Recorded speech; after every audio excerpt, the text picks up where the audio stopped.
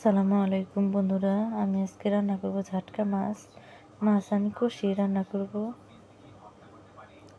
মাছ আমি কষাতে দিছি। মাছ কষায় রান্না করলে খেতে অনেক মজা লাগে। আমার মাছ কষানো হয়ে গেছে, আমি উঠায় রাখতেছি। একটা একটা করে উঠাইতেছি যাতে না ভেঙে যায়। মাছগুলো ভেঙে গেলে তরকারিতে কাটা কাটা হয়ে যাবে। এই তো আমার মাছ ওঠানো হয়ে গেছে।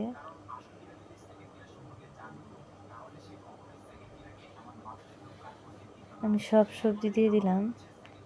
আজকে সবজি দিলাম বেগুন, আলু, কফি। দেখতে দেখতে কিন্তু শীত চলে আসছে। শীতের সময় এই সবজিগুলো রান্না করে খেলে অনেক মজা লাগে। আমার সবজিগুলো কষানো হয়ে গেছে।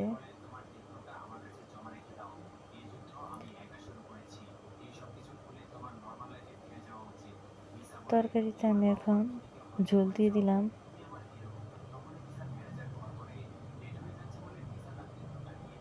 ঝোল দিয়ে দিছি। আমার তরকারিতে কিন্তু বলক এসে গেছে। আমি টমেটো, ধনিয়া পাতা কেটে রাখছি। আমি টমেটোগুলো দিয়ে দিলাম তরকারিতে।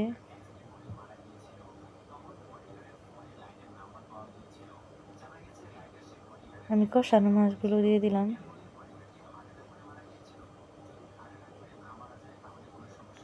আস্তে আস্তে নাড়াচাড়া দিতেছি যাতে মাছগুলো না ভাঙে।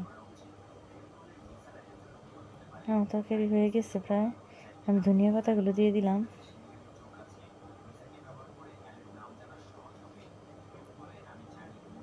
আমার তরকারি রান্না হয়ে গেছে, নামিয়ে নিছি।